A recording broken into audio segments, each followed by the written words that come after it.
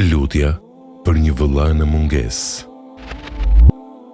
Transmetohet se njëri i tha Uvejs El Karenit: "Na ndero me vizitën tënde dhe kështu lidhu me ne në një lidhje miqësore." Kurse Uvejsi ju përgjigj: "Unë jam miqësuar me ty me diçka më të mirë se vizita dhe takimi fizik, dhe ajo është lutja për ty në mungesë. Kjo është mënyra më e mirë dhe më madhështore e lidhjes së vëllazërore dhe miqësore."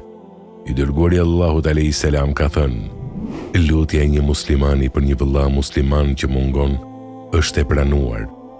Kur njeriu e bën një lutje për vëllain e tij që mungon, meleku thot: Amin, gjithashtu edhe ty.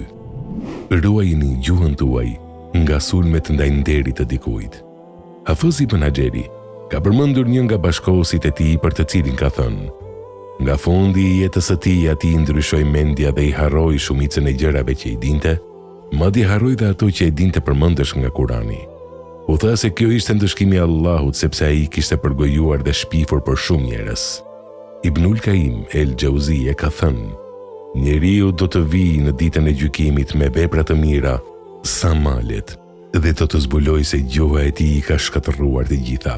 Kurse tjetri do të vijë me mëkate sa malet, dhe do të zbulojë se gjuha e tij gjithashtu i ka shkatërruar të gjitha për shkak të dhikrit të vazhdueshëm dhe madhërimit të Allahut. Ti friksohemi Allahut, po aq sa friksohemi nga sundimtarët e tokës."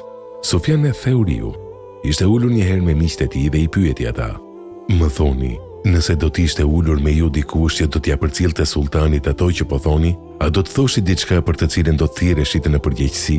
Ata thanë: "Sigurisht se nuk do të flisnin për këtë." Pastaj Sufjan el-Thauriu u tha atyre: "Dijeni se gjithmonë janë me ju ata që ja përcjellin fjalët tuaja Allahut të Madhërisëm. A i dini se si vjedh njeriu nga jeta?